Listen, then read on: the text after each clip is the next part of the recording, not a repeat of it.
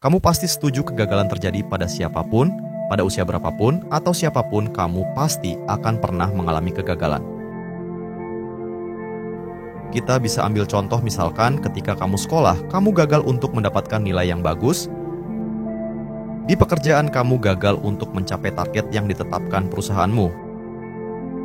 Di percintaan kamu gagal karena ada pengkhianatan. Dari semua itu saya menyimpulkan bahwa kegagalan bisa terjadi pada siapapun kamu. Tapi di sini saya membahas kegagalan yang mungkin bisa kita kategorikan sebagai kegagalan fatal dan bagaimana kita bisa belajar dari kegagalan itu. Di video ini saya akan mengambil contoh dari salah satu artis sport terkenal di Indonesia, yaitu Denny Sumargo.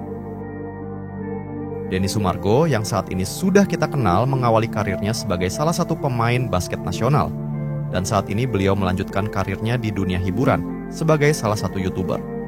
Di tahun 2012, beliau sempat tersandung kasus yang sampai membuat dirinya frustasi selama 6 tahun. Kisah hidup beliau saat berada di titik terendah dalam hidupnya bisa kita jadikan pelajaran. Tapi gue harus ngelakuin sesuatu untuk keluar dari kondisi ini. Caranya kayak gimana? I don't have any idea. Selama 6 tahun I fuck up. Gue di atas genteng main layangan kayak orang gila sampai gue ngerasa bahwa semua hal itu wajar. Dari kisah beliau, apa yang bisa kita ambil adalah bagaimana kita melihat dan menyikapi suatu kegagalan. Akan ada resiko dan konsekuensi dari apapun yang pernah kita lakukan. Gue sampai bilang saat itu Tuhan tidak ada. Karena setiap orang diciptakan berbeda-beda tujuannya. Ada yang untuk mengisi sisi yang baik, ada yang mengisi sisi yang buruk. Di situ gue baru sadar bahwa ternyata baik dan buruk hidup seseorang itu define him. Tapi kalau dia tidak mau menerima yang buruk di dalam hidupnya, dia selamanya akan terus punya permasalahan dengan batin dia.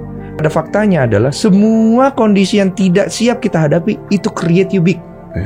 Mentally, mindset, sudut pandang. Makanya banyak sekali orang-orang yang bisa menerima orang lain karena dia besar dari hal seperti itu. Orang yang gak bisa menerima orang lain, mereka belum punya cukup pengertian untuk mengenal hidup itu sebesar itu.